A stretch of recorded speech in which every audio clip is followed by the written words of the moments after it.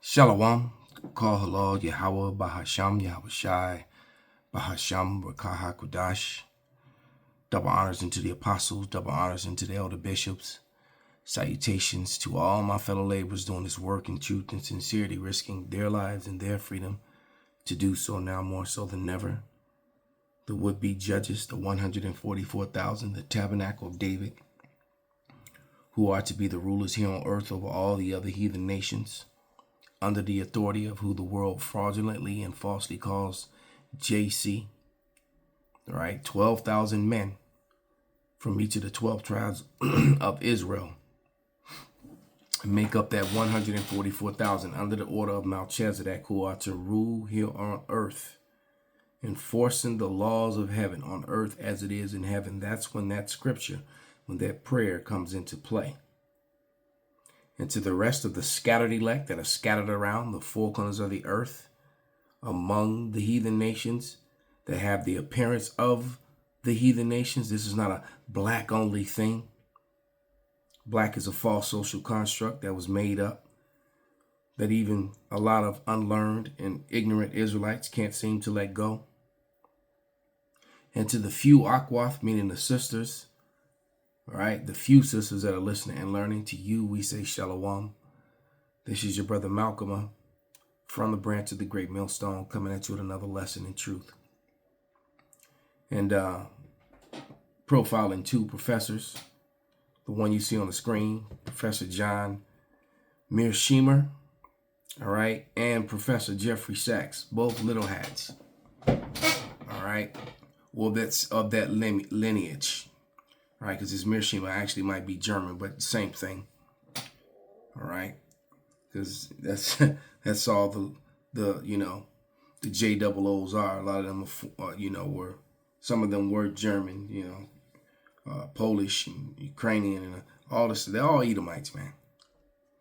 Okay, but before I play any of that, disclaimer.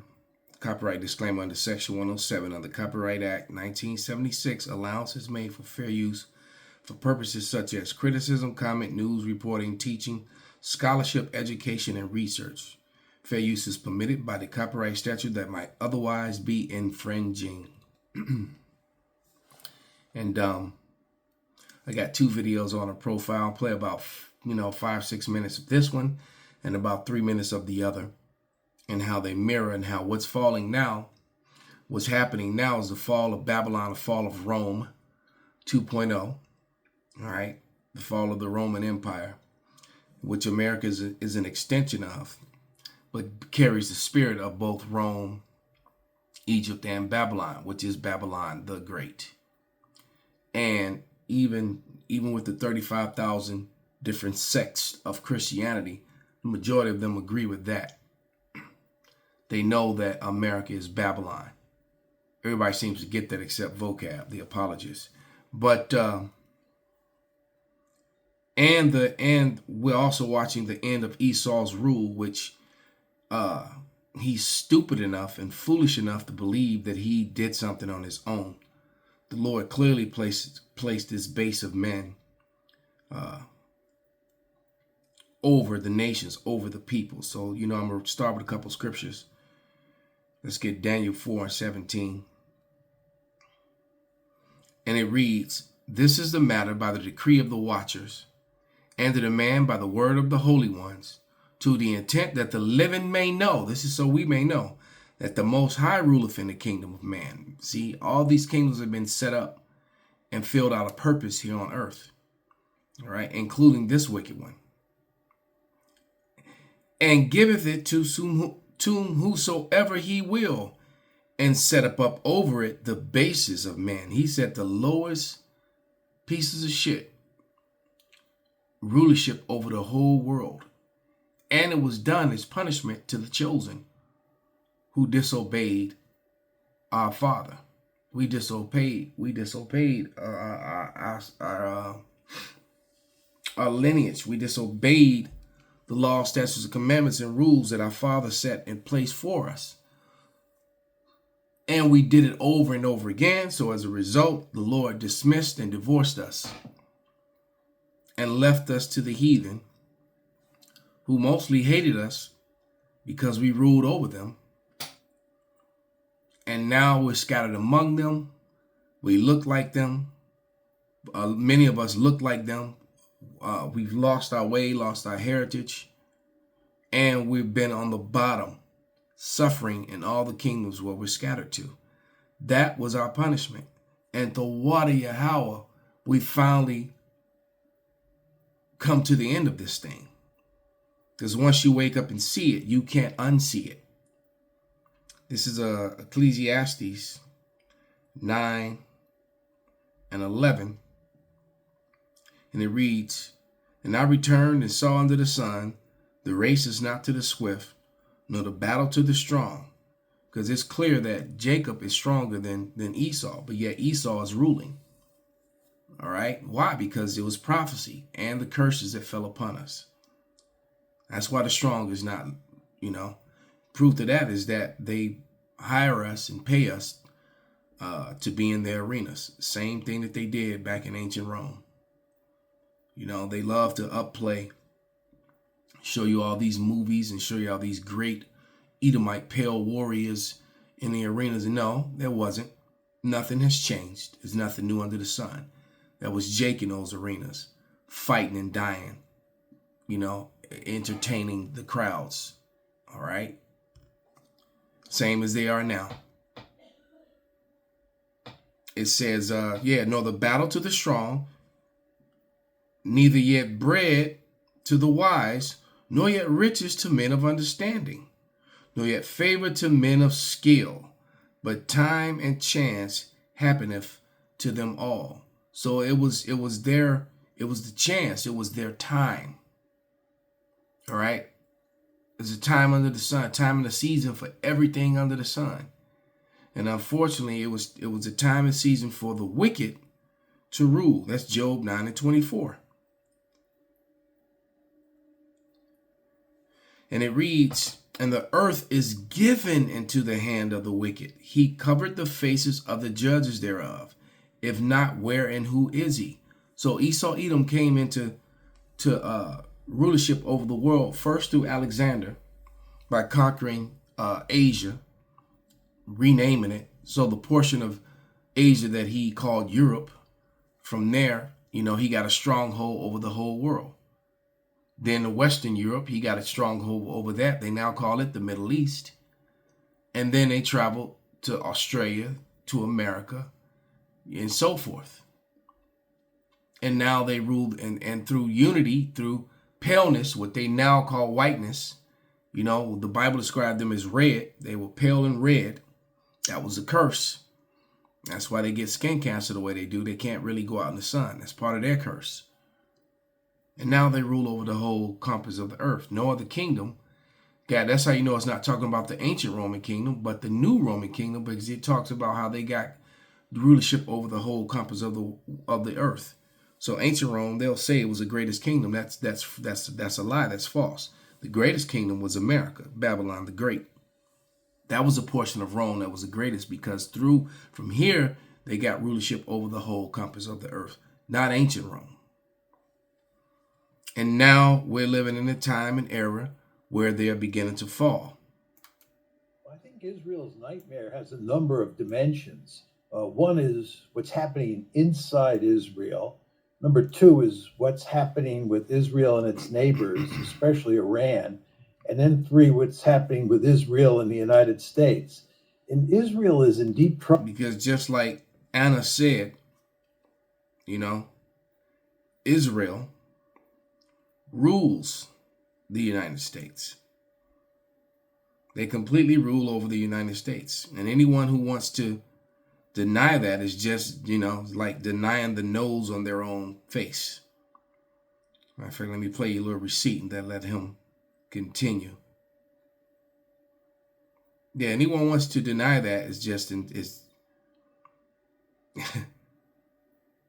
know I got it. I actually meant to put it on the screen. I wish I would have, but I know I have it.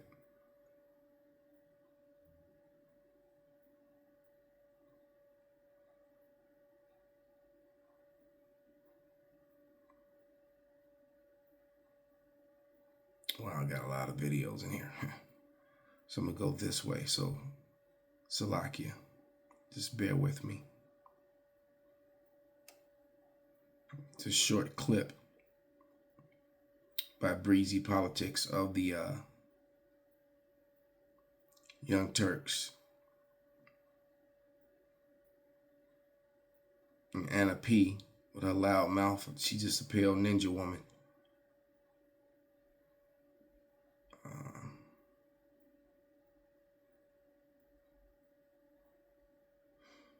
So Salakia.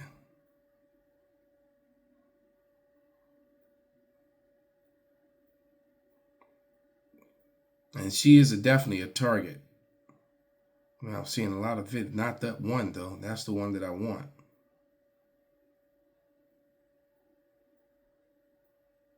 There it is. It's in the video is called Can't Hide Anymore. And this is why the professor here on the screen is talking about Israel. But let me make the sound. So the sound is up. And here we go. The government of Israel controls the United States.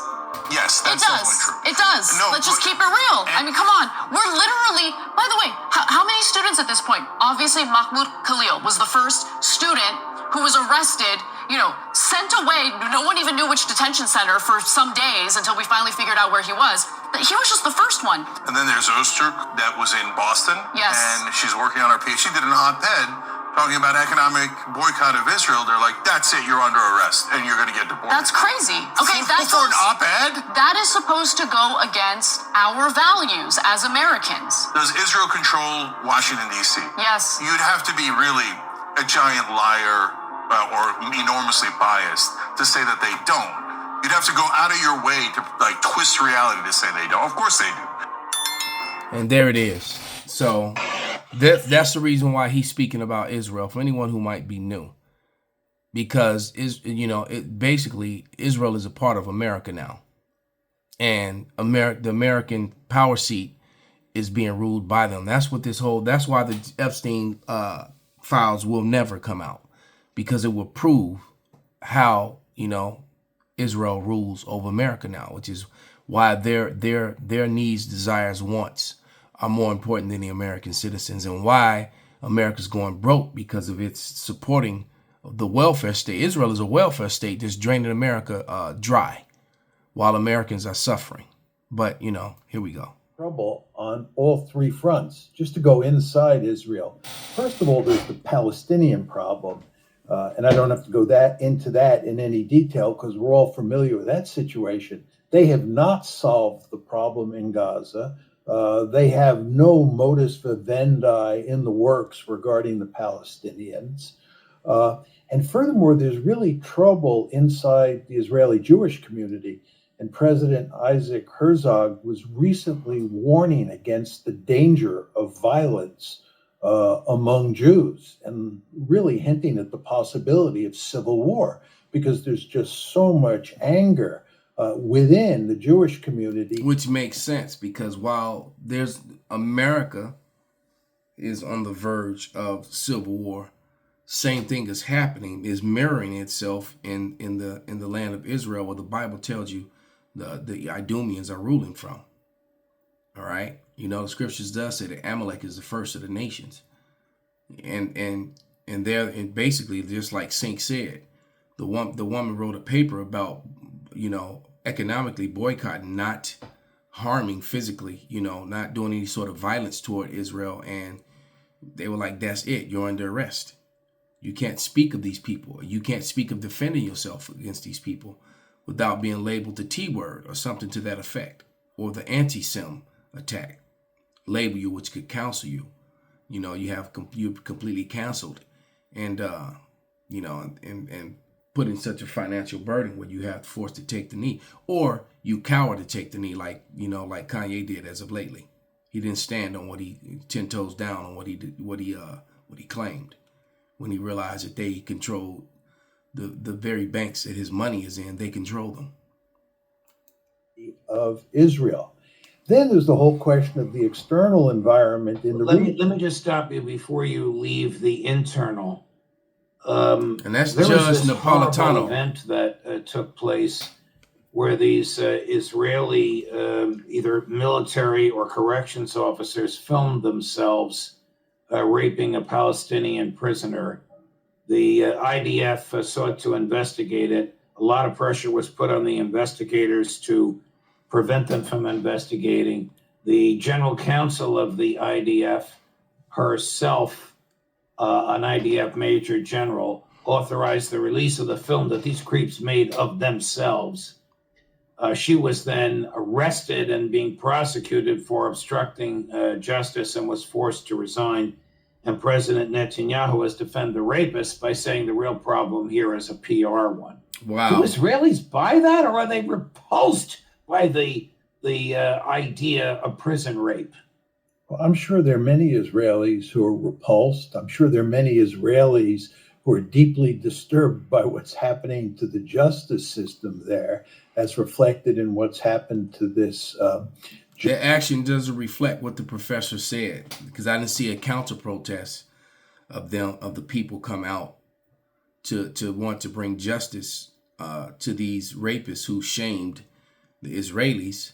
What the population did was came out and supported them, saying it was a shame that you arrested them because they are Israelis and they have the right to rape.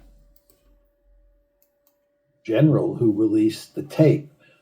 This is just a giant mess. But at the same time, there's a large chunk of that population. It appears that it's well over 50% of that population. And here we're talking about the Israeli Jewish population that has devolved into savagery. They are no longer behaving according to the basic rules that most countries. Man, this is nothing new. They've been doing this since they got there. Rape, robbing, murdering, and taking of land and property violently. Just typical modern day colonization. That's all it is. Call it what it is, Professor. Certainly most countries in the West behave by. It's just horrible what's happened to Israel. And again, a lot of people inside Israel recognize that. And this is one of the big fault lines inside that society. But you want to ask yourself, what does it say when a tape like that is released? And the prime minister says that it's just a public relations problem. It's not like these people did anything wrong. This is acceptable. There's nothing to see here. We're allowed to do. People get raped. Men get raped by other men, 7 at a time, all the time in our country. There's nothing to see. What the hell? It's a public relations matter. No, you're just a bunch of sick, degenerate people, ungodly people claiming to be the people of the Lord. This to Palestinian prisoners because we've dehumanized them. They're basically the scum of the earth. And therefore, we just have to worry about the public relations aspects of this whole episode. This is a terrible situation. And it basically says in very clear terms where Israeli society is at. Right. So what they'll do is they'll go stage an event or actually sacrifice some of their own, allow some of their people to actually die, or they'll stage some sort of attack and get the minds of the sheeple off. And so that story becomes the headlines. And they've done this over and over again, and they continue to do it. How can a society long survive that lauds the most vicious crimes that society has ever condemned, and this is in the same category as torture and murder, because of the ethnic identity of the victim? Well, it remains to be seen. My sense is that you can't last that long, especially when you draw support from the West, and that includes the United States. And this gets back to where I was going before. One of the other major problems that they face is their situation, Israel's situation in the United States. The fact is that support for Israel is evaporating. And in fact, one might say that's not an accurate description of what's happening. It's not so much that support is evaporating, it's that criticism of Israel is growing by leaps and bounds. By leaps and bounds. All right. And parties that support them are splintered and separating now. which is going to lead up to the Civil War here. Both inside the Republican Party and inside the Democratic Party. Yep. I mean, the cat is out of the bag as to what Israel is all about at this point in time. We've witnessed Israel engaged in waging. So you're about to have the left and the right against each other, and then the splinters of the left and the right against each other. It's about, and then all of them against you Negroes, Latinos, Native Americans, and any other brown people that are here. This is that time of Jacob's trouble. It is upon us. All that happening while the money is devalued, while they're constantly laying people off. Okay? You know, and what I'm about to read and play, let's go to the next video. Rome's collapse is happening all over again. Everyone knows Rome. As a matter of fact, let me go ahead and read 2nd Ezra. I'm going to play about 2 or 3 minutes of this video as well. Because what I'm reading, this happened, this is about ancient Rome, but it actually applies to modern Rome as well. This is and this is one of my favorite scriptures because, you know, blessed is he who get to see this to happen, and we're literally watching it happen. This is 2nd Ezra 11, and I'm going to start at 38. Hear thou, I will speak with thee, and the higher shall say unto thee, art thou not that remainest of the 4 beasts whom I made to reign in my world, that the end of their times may come through them? And the 4th came and overcame all the beasts that were past, and had power over the world with great fearfulness, and over the whole compass of the earth. See, that's how you know it, that particular, this only America had rule over the whole compass of the earth. All right, think about that. Ancient Rome didn't have rule over the whole compass of the earth. All right, it says it says, and the 4th came and overcame all the beasts that were past. All right, because like I said, Rome ruled the Asia. All right, the portion they call Europe, Eurasia, Western Asia, that they call the Middle East today. They started calling that about 200 years ago, and then parts of North Africa.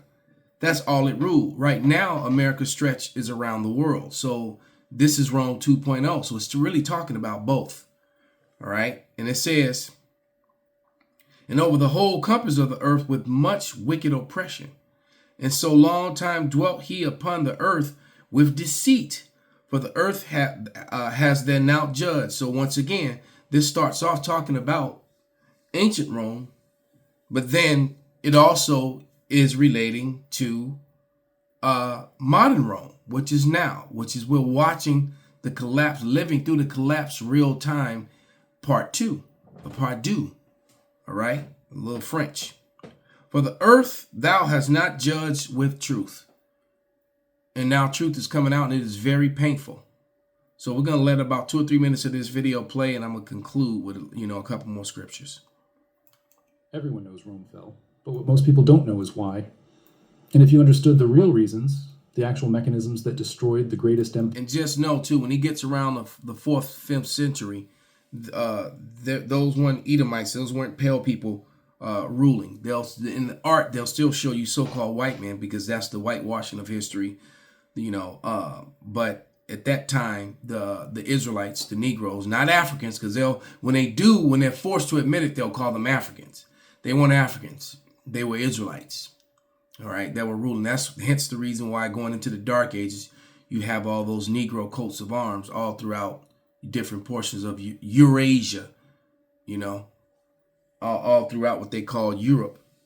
It was, and you can even read about that in a letter that was written by Ben Franklin in 1751. He talked about the black people in Portugal, Spain, Ireland, Scotland, France, Germany, Netherlands. He spoke about that. But modern history here in Babylon and New Rome, they whitewashed all that. But the record still exists. to their shame. Empire in human history, you'd see them playing out right now in America. Same patterns, same arrogance, same ending. In the 5th century, Romans believed their empire was eternal. They had the strongest military, the reserve currency of the known world, and technologies that seemed almost magical. Their citizens were comfortable, entertained, and completely convinced that collapse was impossible, until the day it wasn't. If you've noticed prices rising faster than your salary, if you've wondered why America spends more on military than the next 10 countries combined, or if you've ever felt like you're being distracted from something important, you're not paranoid. You're watching history repeat itself in real time. Before we dive deeper, tell me in the comments, where are you watching from? And what's one thing about the economy that keeps you up at night? I read every comment, and your perspective matters. And if you want to understand where this is all heading, hit subscribe. Because this story will change how you see every news headline from this point forward. Rome didn't fall because of barbarians. That was the final symptom, not the cause. The empire hollowed itself out from within through 3 specific mechanisms, and America is following the same playbook. First, currency debasement. Rome systematically destroyed the value of its money, turning gold and silver coins into worthless metal. Sound familiar? Second, military overextension. Rome stretched its legions across 3 continents, bleeding resources to maintain an empire it could no longer afford. Check America's military budget lately? Third, bread and circuses. Rome kept its citizens docile with free grain and endless entertainment while the system crumbled around them. Today, it's stimulus checks and social media. These aren't vague similarities. They're precise parallels, and once you see them, you can't unsee them. Let's start with money, because this is where every collapse begins. In 64 AD, under Emperor Nero, the Roman denarius was nearly pure silver. It was Under trusted Nero. across the empire and beyond. Merchants from Britain to Egypt accepted it without question. That coin was a promise, a store of value, a foundation of trust. But Rome had a problem. Endless wars, massive infrastructure projects, a growing welfare state, and not enough revenue to pay for it all. So they did what governments always do when they run out of money. They cheated. They started shaving silver from the coins, mixing in copper and bronze. At first, just a little, then more, then more. By the year 200 AD, the denarius was less than 50% silver. By 265 AD, it was barely 5%. The coin looked the same. The stamp of the emperor was still there. But the value? Gone. And what happened? Prices exploded. What used to cost 1 denarius now cost 10, then 100, then 1,000. Merchants stopped accepting them. Soldiers refused to be paid in worthless metal. Trade collapsed. The economy seized up. This wasn't just inflation. This was the destruction of trust itself. Now let's talk about America. In 1971, President Nixon did something that doesn't get talked about enough. He closed the gold window and did the promise that dollars could be exchanged for gold. Yep. And that, along with the debauchery and looseness of the women, when you add it all up, you got Rome 2.0. And Rome, the first time, fell at the hands of the Israelites. The part of history that they don't, when they took over. Well, that's when it became, or when it went from being the pagan Roman Empire to the Holy Roman Empire. That was Jake, the sons of Jacob. Was it the Nicene Council with I can't think of that guy's name. Constantine. Those were so-called Negroes. Those were not white men. It started the wicked Catholic Church. And then Esau came back into power through the Borgia family. All right, started coming back into power, ended up taking over the papal, taking over that. All right, and Esau started making his way back into power. By the time the end of the 14th century, going into the 15th century, the Renaissance began. Esau Edom was making his way back into power. That was that's Satan being loose for that little season. And that little season has been 500 years. And when you understand that through scripturally, in Peter, it tells you that 1,000 years to us is only the day to the Lord. So, and the Lord said that, that little season that they would rule, and look what they've done to the earth in 500 years. They've completely, like I said, you can't even drink the water or breathe the air without getting sick. The fool is defiled. All right. But this is Ecclesiastes 1:1. And it says, the word of the preacher, the son of David, the king of Jerusalem. This is Solomon. Vanities of vanities, saith the preacher, vanities of vanities, all is vanity. What profit have a man of all his labor, which he taketh under the sun?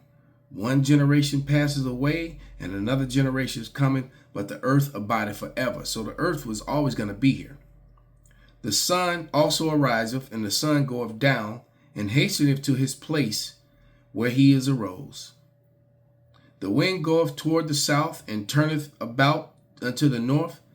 It whirleth about continually, and the wind returneth again according to his circuits. So the earth is round. Okay, it's so, you know, so Solomon's really cleaning up a lot of things, man. And the wind you cannot see, but you can definitely feel it and see what it does, but you can't physically see it.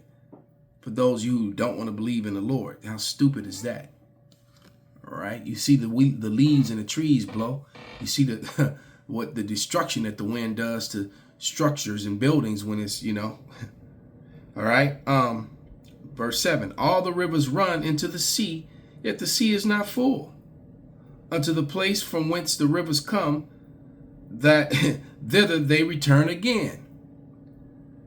All things are full of labor. Man cannot utter it. The eye is not satisfied with seeing, nor the ear filled with hearing. The thing that have been is that which shall be, and that which is done is that which shall be done, and there is no new thing under the sun. The reason why history is repeating itself, because the same people are here again. All right, this, you know, this is definitely proving when we tell you about the regeneration, the reincarnation. All right, and Nero is back in the spirit. Is there anything whereof it may be said, see, this is new, who have been already old of any old time which is before? So like all these cool jiu-jitsu combat moves, all this has been done before, man. This new combat era, there's nothing. Jiu-jitsu is not new. Brazilian jiu-jitsu is not new. It's ancient. It's just being brought back. All right. There is no remembrance of former things, neither shall there be any remembrance of things that are come with those that come after. I, the preacher, was king over Israel. And so Solomon laid it all down. There's nothing new under the sun.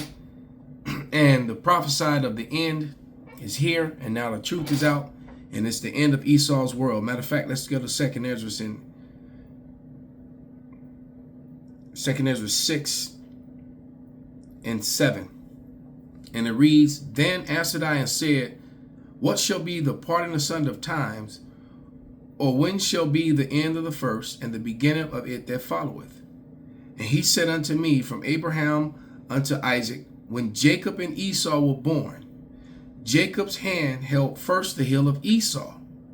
For Esau is the end of the world, and Jacob is the beginning of it that followeth. So this last kingdom, which is falling, is the end of Esau's existence. Because this time Esau goes into the most brutal chattel slavery that mankind will ever have known or heard of. And then at the end of it, Esau gets annihilated off the face of the earth. There will be no more Edomites. There will be no more paleness. There will be no more pale people. Right? It says spirits are forever. We can only extrapolate that those spirits will come back within the other nations, but they won't come back with that Edomite look. You know, that paleness, that's stripped of color, those weird color eyes, which how it talks about the curse when you have the stringy blonde hair. That look will be erased from the earth. All right, that what's the word that I'm looking for? That mutation will be gone. But this, 2 Ezra 6 and 27. And it reads, For evil shall be put out, deceit shall be quenched, and as for faith it shall flourish. Corruption shall be overcome, and the truth which have been so long without fruit shall be declared. So the truth is being declared in the earth now. and shall be from now on, after the fall of Esau Edom. Call halal Yahweh Bahasham Yahushai Bahasham Rekah Kodash Kwam Yasharala Abba Babal.